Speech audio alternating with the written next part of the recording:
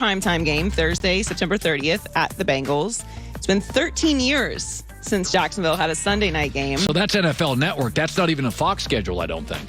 And the last time the Jags played on Sunday Night Football was in 2008. The last Monday Night Football game was 2011. Both are the longest streaks in the NFL. They open with the Texans. Well, they have no national footprint. The networks are basically saying, can we watch this for a year? Yeah. And then we'll put you on television. So I don't think if I ran a network, I wouldn't put I'm a diehard junkie football guy, so I'm interested in them. But I also think Carolina's fascinating. But there are about 7-8 teams that you can put on TV, 3 of them from the NFC. Well, you could put Kyler Murray on, all 4 from the NFC West that, are interesting and captivating. But Jacksonville's kind of a let's wait and see for a year. Is this going to be a mess or work? Well, Green Bay isn't a big market, but it's Green Bay. Yeah, it's historic. Yes. Iconic. So if you're going to be a small market, they have done everything, obviously, that they can to be relevant, but you have to earn some national credibility. And so it's not terribly surprising. I do think that NFL fans around the country want to see what Urban Meyer and certainly what Trevor Lawrence do. Oh, yeah. But overall, as a team, there's not a whole lot else to be excited about. Totally agree. So this isn't terribly surprising. Now, next year it could be a different situation if they make some noise, but you always kind of feel like Jacksonville is... It's like it's always like not all the way there. Even when they went to the AFC Championship game, it was like, nobody really believes this. Blake right? Bortles was the long-term answer. My biggest fear was are we going to have to watch a Jacksonville Super Bowl? I was the same way. Is that that's I'm more concerned about that than anything else. And that wasn't even an interesting Jacksonville team. The Mark Brunell teams were kind of fun, but the Blake Bortles team was all defense. So it was a bad watch, but a good team. So the Bears trade up in the draft to get Ohio State quarterback Justin Fields with the 11th pick. Head coach Matt Nagy says he recognized that special attention needs to be paid to how they insert him into the starting role.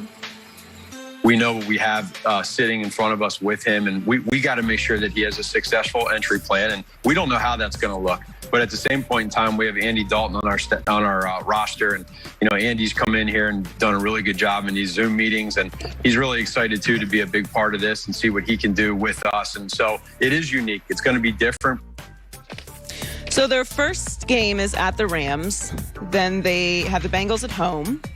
Then they're at the Browns, Lions at home, at the Raiders, Packers at home. Their schedule, and they also have a stretch. And their bye week isn't until week 10.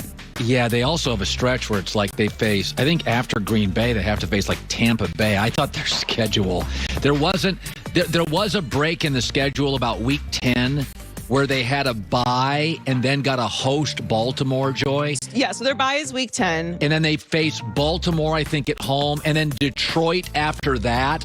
That, to me, was the softest landing for Justin Fields. But there was a point in there, it was like Aaron Rodgers, Tom Brady, 49ers. So they have the Steelers and the bye, and then they have the Ravens, Lions, Cardinals, Packers, Vikings, Seahawks, Giants, Bears. The bye week, Vikings. So it's Baltimore out of the bye, if I remember, with Chicago. Yes. That, to me, felt like 2 weeks. Baltimore's pass rush, a little hit and miss.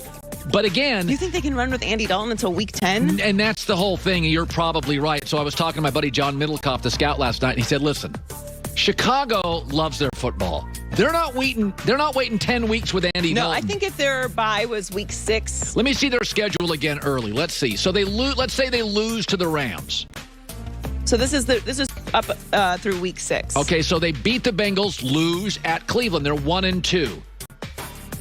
I say they beat Detroit. They're 2-2 at the Raiders.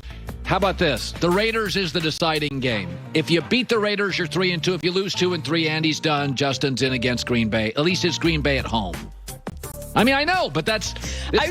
You're right, though. The way that their schedule plays out, there's really not a soft landing place to put him in. The bye is till week 10. I don't see them running with Andy Dalton until week 10.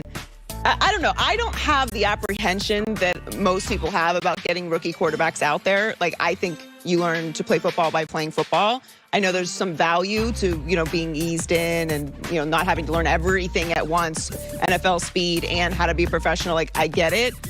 But rookie quarterbacks have been starting for a long time, and they're usually not great, and that's fine. Listen, and they have a year or two to develop. If you go to LA and lose, and you lose the following week in a shootout with Joe Burrow, Justin Fields is probably starting against Cleveland week 3. Chicago's too loud and too big of a city. You just can't go 0-2. I mean, they're excited about him. Of course. I mean, you saw the reaction to, Andy Dalton QB1. You traded up and got Justin Fields. I think you have to appease them. Yeah. So the Packers Aaron Rodgers saga is continuing. There was some belief that Rodgers was under the impression that the Packers had agreed to trade him at some point during the offseason. Well, according to a team source, the Packers regard the notion that Rodgers was told he'd be traded as unequivocally false. So again, communication issues. So the Packers weren't even aware that Rodgers believed he'd be traded before reporting on this emerged. So, yes, it's once again communication issues. I think that when I look at the whole scope of this situation, not only does it come down to communication, it's really just ego to me. Like, I didn't see any deterioration in Aaron Rodgers. He was in an NFC Championship game. They're 13-3 the year before. He was still Aaron Rodgers. He's still in his prime. You just paid him, obviously. So what is the value of trading up and getting a quarterback in the first round? Well, you obviously feel like you're smarter than everybody else. Like, and to Nick Wright, I think Nick Wright made the most sense on this, that if the rift is between Aaron Rodgers and the GM, I mean, what are you choosing? I'm not advocating for people to lose their jobs, but he took a big swing with Jordan Love. That was a big, massive swing. I've not seen anyone say that was the right move to do, and certainly it offended Aaron Rodgers, as it should have. So what are the consequences of that? Jordan Love isn't ready to play. You just brought in Blake Bortles. There's communication issues everywhere. Like, what is the interior issue here? There's so many leaks. Well, to me, this story is telling you. So by the Packers coming out and addressing this rumor, it's unequivocally false. So I got 3 different guys have said it's fixable. Aaron's friends are all saying it's fixable. Green Bay now releases. We did not say that. That is unequivocal. So you're seeing now they're coming together. So Green Bay is saying this is communication. We would never trade him. So because that was Aaron's thing he was ticked off about. Right. So what you're seeing, folks, now is Aaron saying it's fixable. The Packers denying they even considered trading him. Aaron was ticked. He went. It Maybe feels like to me. Cooler heads are starting to prevail. Yes, cooler heads. Now, 2 weeks ago it was over.